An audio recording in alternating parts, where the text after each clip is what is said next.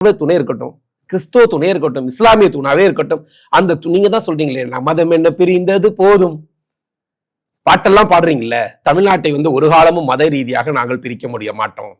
நாங்கள் ஹிந்து முஸ்லீம் செட்டிங் எல்லாம் போட்டு நேற்று ஒரு ஃபாதரை கொண்டாந்து ஒரு 500 ரூபா ஃபாதர், ஒரு 300 ரூபா இவரு, ஒரு 250 ரூபாய்க்கு ஒரு ஹிந்துல ஒருத்தன், ஏன்னா அதுலயும் விலை குறைவாக தான் இந்து கிடைச்சிருப்பான், அதுல கூட 1000 ரூபாய்க்கு கிடைச்சிருப்பான் பாய்மாரு.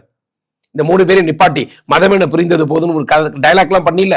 அந்த மதம் என பிரிந்தது எல்லாம் சேர்ந்து கொண்டு தமிழ்நாடு உண்மையிலேயே நீ பேசக்கூடிய திராவிட மாடலாக இருக்குமானால், தமிழ்நாடு உண்மையிலேயே பெரியார் பேசி வைத்தக்கூடிய மத ரீதியான தூண்டுதலுக்கு பலியாக கூடாத பூமியாக இருக்குமானால், ஒரு பாய்மாரும் ஒரு கிறிஸ்தவனும் ஒரு ஹிந்துவும் சேர்ந்து கொண்டு கார்த்திகை தீபத்தை நாங்கள் ஏற்றுவோம் போடா சார். போயிட்டு நாங்க ஏத்துறோம்டா தீபத்தை, சிஎம் போய் தீபத்தை ஏத்திட்டு பரவாயில்ல இது எங்களுக்கு எந்த மதத்திலையும் பிரச்சனை கிடையாது அப்படின்னு சொல்லு. யோக்கியதா இருந்தா சொல்லு, ஒரு அப்பனுக்கு பிறந்தா சொல்லு, அப்புறம் சொல்லு திராவிட மாடல் ஆச்சுன்னு.